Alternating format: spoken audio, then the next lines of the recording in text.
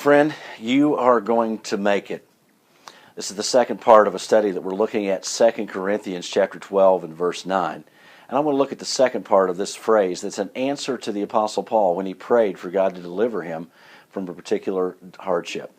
And I read, "And he said to me, my grace is sufficient for you, for my strength is made perfect in weakness." I want you to think about that second part of the phrase, my strength is made perfect in weakness. Maybe an illustration will help. Do you remember Popeye the Sailor Man?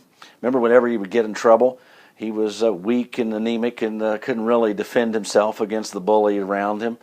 But then he would whip out a can of spinach, tear the top off, gulp it down, and suddenly he was strong and filled with strength. You know, the fact that that spinach supposedly gave him strength only really appeared strong when it was put against the backdrop of the natural weakness that Popeye had. I wonder how many of us as children were enticed to eat spinach based on the mistaken belief that it would give us Popeye-like strength. Well, anyway, it says his strength is made perfect in our weakness. The fact that we are weak becomes the backdrop of which God paints the significance and the depth of his strength. We feel very weak. We feel incapable.